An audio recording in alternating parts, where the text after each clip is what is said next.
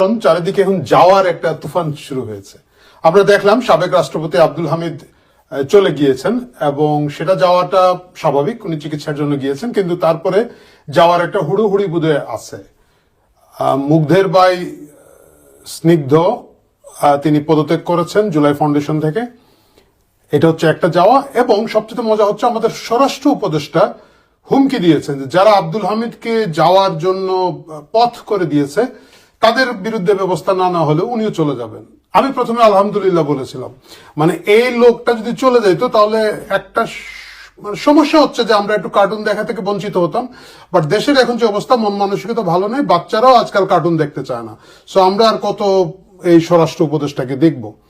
But সেটা না করে তারা যে কাজটা করেছেন, সেই নাটকটা হচ্ছে যে তারা ইমিগ্রেশন অফিসার সহ 3 জন পুলিশ কর্মকর্তাকে বিরুদ্ধে শাস্তিমূলক ব্যবস্থা নিয়েছেন।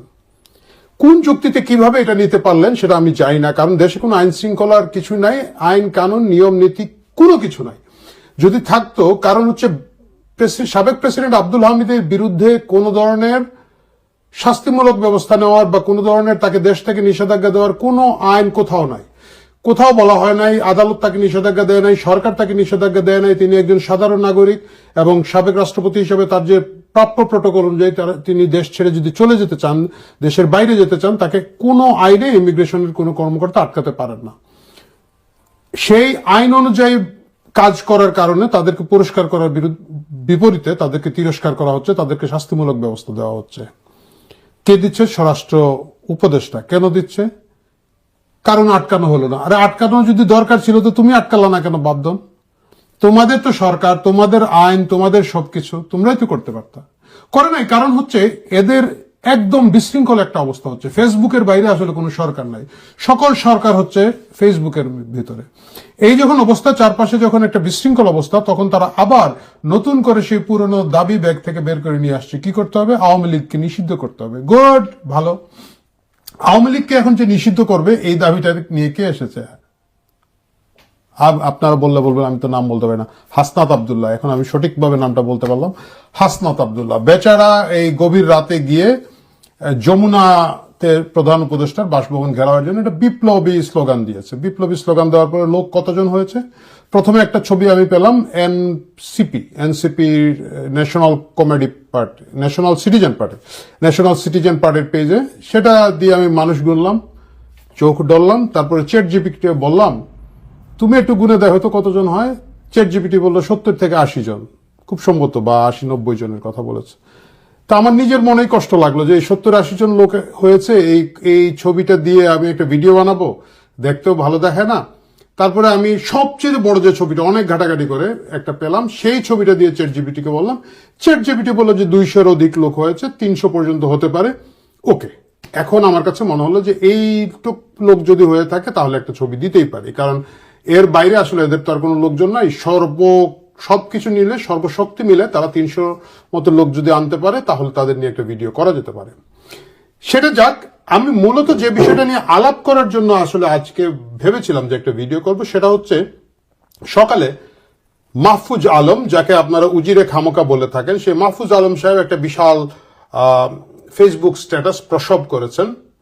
নর্মালি হয় কি, উনি আগে পালং বাদ নিয়ে বক্তৃতা দিতেন। তো আমি ভাবছিলাম যে বাজারে তো এখন পালং শাক চলে যাচ্ছে, তরমুজ এসেছে, তরমুজ আসলে উনি একটা দুর্মুজ বাহী কিছু একটা বলবেন, সেই আশায় আমি আকাঙ্ক্ষা থেকে আমি অপেক্ষা করছিলাম, কারণ অনেকদিন ধরে উনি বেশ চুপচাপ আছেন বা তাকে সেই ধরনের উদ্ভট কথা কম বলতে শোনা যায়। যাই হোক, মাহফুজ আলম যখন বুঝেছেন যে তিনি আসলে চারপাশ থেকে কোনোই খেয়ে গিয়েছেন, উনি আবার ফিরে আসার চেষ্টা করছেন। এই ফিরে আসার যে নাটক, সেই নাটকের আগে তিনি কৈফিয়ত কিংবা বাস্তবতা নামে একটা বিরাট ফেসবুক স্ট্যাটাস দিয়েছেন। সেখানে তিনি অভিযোগ করেছেন রাজনৈতিক দলগুলো ডিসেম্বরের পরে আর সহযোগী ভূমিকায় নাই। রাজনৈতিক দল বলতে আসলে দুটো দল, বিএনপি এবং জামাত, যারা সরকারের সাথে সহযোগিতা আছে। বামরা তো কোন খেয়ে চলে গিয়েছে। আওয়ামী লীগ নেতৃত্বাধীন যে মহাজোট ছিল তাদের তো অধিকাংশ নেতা জেলে, আর আওয়ামী লীগের কথা আমি বাদই দিলাম। এরা আর কোন সহযোগিতার ভূমিকা নাই এবং সকল দায় দায়িত্ব এখন গালাগালি এদের উপরে। 3 জন নিয়োগপ্রাপ্তদের মধ্যে ছাত্র আছে মাত্র 2 জন।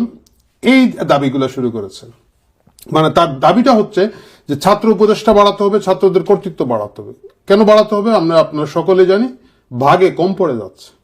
ভাগে কম পড়ে যাচ্ছে, কারণ হচ্ছে এক ছাত্র উপদেষ্টার এপিএস কিন্তু মানে বিদায় করে দেওয়া হয়েছে, এবং বাকিদের নামে যা সুনাম চারপাশে আছে আমি জানি যে এগুলা এখন যদি আমি বলতে যাই একটা দীর্ঘ তালিকা হবে। সে দীর্ঘ তালিকা না দেয় চুরি, বাটপারি, চাঁদাবাজি, ঠিকাদারি, সরকারের কন্ট্রাক্ট, বদলির তদবির, কিছু নাই। মানে বাপে পুতে মিলে কাজ করা শুরু করেছে, আর একা পারতেছে না, সবাইকে ডেকে নিয়ে এসে কাজ করা শুরু করেছে। এই অবস্থায় তাদের কাছে মনে হচ্ছে যে সরকার এখন একটু পায়ের নিচে মাটি পাচ্ছে এবং তাদেরকে হয়তো যথেষ্ট পরিমাণ গুরুত্ব দিচ্ছে না। বিশেষ করে চারপাশে যেহেতু গুঞ্জন ফিসফাস শুরু হয়েছে, আমার ধারণা দুর্নীতির সুযোগগুলো তাদের কমে গিয়েছে, এবং সেই দুর্নীতির সুযোগগুলো কমে যাওয়ার কারণে তারা তাদের শক্তি দেখানোর জন্য এখন শুরু করেছে এই আওয়ামী লীগ নিষিদ্ধের নাটক। এই প্রেসিডেন্ট আব্দুল হামিদ কেন পালিয়ে গেলেন সেটার নাটক। আর আব্দুল হামিদ কি চিকিৎসায় যাবেন না, তারা আপনি বলতেছেন পালিয়ে গেলেন, সেদিন তো আপনার চোখের সামনে দিয়ে গটকট গটকট করে এয়ারপোর্ট দিয়ে বেরিয়ে গিয়েছেন। এখন এই প্রভাব তৈরি করার জন্য হাসনাত আব্দুল্লাহকে ডেকে নেওয়া হয়েছে। হাসনাত আব্দুল্লাহর একটা বিষয় কিন্তু এখন পর্যন্ত রহস্য পরিষ্কার হয় নাই। তিনি কিছুদিন আগে গাজীপুরে বিশালভাবে আহত হয়েছিলেন, তার এখানের মধ্যে 3টা না 4টা ফুটা ফুটা রক্তেও বেরিয়েছিল। সেই বিশাল আহত হওয়ার কারণে তিনি হাসপাতালে ছিলেন, তাকে স্যালাইন লাগানো হয়েছিল, এবং অনেকে গিয়ে তাকে দেখেছেন, উদ্বেগ প্রকাশ করেছেন, নিন্দা প্রকাশ করেছেন। আমি নিজেও চাই যে তার হামলাকারীদের শাস্তি হোক।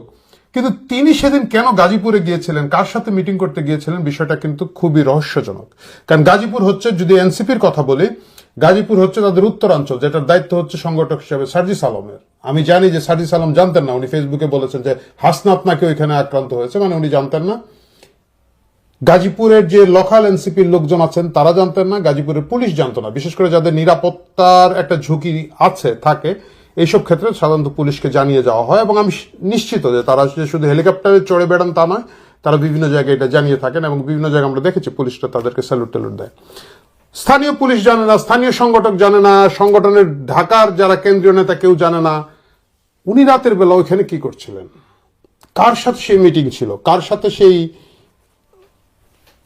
আমি এখন যদি লেনদেন বলি আপনি বলবেন যে খামোখা আপনি এইসব কথা বলেন, আমি বলছি না, কিন্তু এই প্রশ্নের জবাব পাওয়া যায় না। সেই হাসনাত আব্দুল্লাহ এখন তার বিরুদ্ধে এই ফিসফিস বন্ধ করার জন্য নাটক শুরু করেছেন যে আওয়ামী লীগকে বাতিল করতে হবে। সেটা নিয়ে তারা আবুদা আজকে একটা মিটিংও করেছেন। কারণ হচ্ছে মাহফুজ আলম পরবর্তীতে আরেকটা স্ট্যাটাস দিয়েছেন, দল হিসাবে লীগের বিচারের প্রভিশন যুক্ত করা হবে, যেটা তারাই বাদ দিয়েছিলেন, এবং ফ্যাসিস্ট লীগের বিচার হবেই। আলহামদুলিল্লাহ, খুব ভালো কথা, কোনো আপত্তি নাই। বিচার কাজ ত্বরান্বিত করতে ট্রাইব্যুনাল 2 গঠিত হচ্ছে। উনি অবশ্য নিষিদ্ধ পর্যন্ত এখনো যান নাই, উনি নেগোসিয়েশনের এই লেভেলে আছেন। আর হাসনাত আব্দুল্লাহ যেহেতু বুঝছেন যে কিছুই পাইলাম না, কিছু পাইতে গেলেই আবার ওইখানের মধ্যে গাড়ির মধ্যে কে যেন ঢিল মেরে দেয়, ভাগাভাগির সংকট, এক পক্ষ এসে আরেক পক্ষকে ঢিল মারে কিনা না, উনি এখন আওয়ামী লীগ নিষিদ্ধের একটা দাবি নিয়ে এসেছেন। আমি এখন একটা সিরিয়াস কথা বলি, এনসিপিতে যারা আছেন তাদের মধ্যে অনেকেই আছেন যে যারা একটা নয়া রাজনীতি করার চেষ্টা করছেন, বা সেই আন্তরিকতার জায়গা থেকে, বা জুলাইয়ে তাদের সহযোদ্ধারা সহকর্মীরা মারা গিয়েছেন সেই ব্যথা বেদনা এবং আবেগের জায়গা থেকে তারা রাজনীতিতে জড়িত হয়েছেন। আওয়ামী লীগ নিষিদ্ধ করতে হবে, বা যে কোনো একটা পার্টি নিষিদ্ধ করতে হবে, ধরুন জামাত নিষিদ্ধ করতে হবে, এটা একটা রাজনৈতিক দলের একটা সাব দাবি হতে পারে, এটা মূল দাবি হতে পারে না। আপনি যদি বলেন যে একজন ভোটার হিসাবে আমি এনসিপি কে কেন ভোট দেবো, আমরা আওয়ামী লীগকে নিষিদ্ধ করবো, করলেন না করলেন, কারণ আমি তো আওয়ামী লীগের ভোট দিব না, আমি তো আপনারও ভোট দিতে চাই। আপনাকে ভোট দিলে আমি কি পাবো, জনগণ কি পাবে, এই বিষয়ে কোনো কিছুই কেউ বলতে পারছে না। তাদের রাজনীতিতে নতুন কিছুই নেই, তারা কোনো ধরনের বয়ান তৈরি করতে পারছে না, কারণ তারা বলতে পারছে না জনগণের চাকরির সংকটের কি হবে, কর্মসংস্থানের ব্যবস্থা কি হবে, বাংলাদেশে যে ভালনারেবল জনগোষ্ঠী আছে তাদের কি হবে। এই যে আওয়ামী লীগ যে ব্যাপক সংখ্যক লোকজনকে বিধবা ভাতা দিত, বেকার ভাতা দিত, এবং বিভিন্ন ধরনের ভাতার মাধ্যমে একটা সামাজিক সুরক্ষা বেষ্টনীতে নিয়ে এসেছিল, সেই 1 কোটির উপরে লোক, প্রায় 1.25 কোটি লোকের ভবিষ্যৎ কি হবে, উন্নয়নের যে কর্মসূচিগুলো ছিল সেগুলোর কি হবে, বিদেশি বিনিয়োগ না হোক দেশি বিনিয়োগও যে হচ্ছে না সেটার কি হবে, শত শত গার্মেন্টস বন্ধ হয়ে যাওয়ার কথা শোনা যাচ্ছে, সেই শ্রমিকদের কি হবে। সবচেয়ে বড় কথা হচ্ছে এই যে একটা মানবিক করিডোর দেওয়া হবে, মানবিক করিডোর নিয়ে এদের কোনো কথাবার্তা শুনবেন না। রাতের বেলা উঠে ঘুম থেকে উঠে ভারত পাকিস্তানের উপর বোমা মেরে দিয়েছে, সেটা নিয়ে তারা যেভাবে চিক্কুর পেরে উঠলো, আপনি মনে করবেন যে ওদের বাসার ছাদের মধ্যে বোমা ফেলেছে। মানে পাকিস্তানের প্রতি তাদের যে আন্তরিকতা, ভালোবাসা, প্রেম সেইটা আছে, কিন্তু মায়ানমারের দিকে মানবিক করিডোরের কি হবে এই বিষয়ে সুস্পষ্ট কোনো বাণী এদের মধ্যে থেকে নাই। সবকিছুকে গোজামিল করার জন্য, গ্যাঞ্জাম করার জন্য এখন আওয়ামী লীগরা খুঁচাচ্ছে, আওয়ামী লীগরা খুঁচিয়ে মাঠে নামানোর একটা চেষ্টা করছে। আমি জানি না এই রাজনৈতিক বুদ্ধি তাদেরকে কি দিচ্ছে, এটার পিছনে কি ধরনের লেনদেন আছে, কিন্তু আওয়ামী লীগকে নিষিদ্ধ করা না করা আসলে বর্তমান রাজনৈতিক প্রেক্ষাপটে তেমন কিছু আসে যায় বলে আমার কাছে মনে হয় না। আওয়ামী লীগ একটা দল যেটা তারা দাবি করে 40% উপরে তাদের ফিক্সড ভোটার আছে। আমি মানলাম যে সাম্প্রতিক ক্ষমতা থেকে চলে যাওয়ার পরে 30% বাদ দেন, 20% লোক আছে তাদের মিনিমাম, যারা কোর সমর্থক, জানবাজ লোক, চোখ বন্ধ করে আওয়ামী লীগে ভোট দেয়। 20% লোক, এটাকে আপনি কিভাবে বাদ দিয়ে দেবেন? মানে 20 কোটি জনসংখ্যা হলে 4 কোটি জনসংখ্যা হচ্ছে একটা দলের সমর্থক। আপনাদের কয়জন আছে? 300 জন। ওই যে সর্বোচ্চ রাতের বেলা ডাকলে, আমি ওই যে আপনারা যে বস্তি থেকে বুয়াদেরকে ধরে নিয়ে আসেন 500 টাকা 1000 টাকা দেন, ওদেরকে গুনছে না, ওরা জানেই না কেন আসে, আমরা তো প্রায় ভিডিও দেখি। কিন্তু মূল লোক আছে আপনাদের সারা বাংলা, ঢাকা শহরে হয়তো 300 আর সারা বাংলাদেশে মিলে আর 300। এই 600 লোকের কথা শুনে আওয়ামী লীগকে যদি নিষিদ্ধ করে দেন, সেটা আওয়ামী লীগের কি আসে যায় আমি জানি না। এখন শুনেছি যে যুবলীগ নিষিদ্ধ করা হবে, তারপরে আরেকটা কি বোধহয় স্বেচ্ছাসেবক লীগও বোধহয় নিষিদ্ধ করা হবে, কোন একজন ছাত্র উপদেষ্টা না কে যেন দেখলাম বলেছেন, করে দেন। কিন্তু আলটিমেটলি এই নিষিদ্ধ করতে গিয়ে আপনারা নিজেরা যে জনগণের কাছ থেকে নিষিদ্ধ হয়ে যাচ্ছেন, আপনারা নিজেরা যে নিজেদের রাজনীতি থেকে নিষিদ্ধ হয়ে যাচ্ছেন, আপনাদের ভবিষ্যতের কি হবে? আওয়ামী লীগের নিষিদ্ধ হয় না হয় কিচ্ছু আসে যায় না, তাদের সকল নেতারা, তাদের শীর্ষস্থানীয় নেতাদের একটা বিরাট অংশ দেশের বাইরে, এবং তারা ইমিডিয়েটলি ফেরত আসবে বলে তারাও আশা করে না, বিশ্বাস করে না, কেউ আশাও করে না, বিশ্বাস করে না। আগামী নির্বাচনে আওয়ামী লীগের কোন ধরনের সুযোগই তৈরি হবে না, তাদের নেতারা জেলে থাকবে, তাদের উপরে কয়েকশো মামলা আছে এক একটা নেতার উপরে। সুতরাং তারা যে খুব একটা ফাইট করার অবস্থা থাকবে, লেভেল প্লেইং ফিল্ড পাবে, সেটা আওয়ামী লীগ বিশ্বাস করে না, আমি তো নিজে বিশ্বাস করি না, কেউ বিশ্বাস করে না। সেই জায়গায় আওয়ামী লীগ তো আগামী নির্বাচনে যেহেতু তারা ওই ফিল্ডই পাবে না, তারা সেই সুযোগই পাবে না, নির্বাচন করে না বয়কট করে সেটাই দেখার বিষয়। এবং সেক্ষেত্রে যে জিনিসটা হচ্ছে, আওয়ামী লীগের বিরোধিতা করার ক্ষেত্রে করতে গিয়ে আওয়ামী লীগ আপনারা একটা বিরাট কি বলা যায় সর্বশক্তি ওইখানে এফোর্ড করতে গিয়ে আপনারা যে ধোঁয়াশা তৈরি করছেন, দেশের অবস্থা যে খারাপ করছেন, এই জিনিসটা এখন পরিষ্কার হয়ে গিয়েছে। সুতরাং শেষ পর্যন্ত একটা কথাই আমি আপনাদেরকে বলতে চাই, নাটক কম করো প্রিয়, কাজে ফেরত আসুন, মনোযোগ দিয়ে কাজ করার চেষ্টা করুন। এই যে একজন দুজন করে পদত্যাগ করে চলে যাচ্ছেন, স্বরাষ্ট্র উপদেষ্টা থেকে শুরু করে মুগ্ধের ভাই স্নিগ্ধ সহ, এই যাওয়াটা যাতে এখানেই শেষ হয়। যদি যাওয়া শেষ না হয়, আগামীতে আপনাদের পিছনে কোনো লোক থাকবে না। আর যখন আপনাদের পিছনে কোনো লোক থাকবে না, তখন আপনাদের যে কি ভয়াবহ পরিণতি হবে, কি হাস্যকর নিদারুণ পরিণতি হবে, সেটা ভাবতেই আমার খারাপ লাগে। আমি চাই না আপনাদের সেই পরিণতি হোক, আমি চাই আপনারা ভালো রাজনীতি করুন, আমি চাই আপনারা শুভ রাজনীতি করুন। সুতরাং নাটক কম করো প্রিয়, রাজনীতি বেশি করো।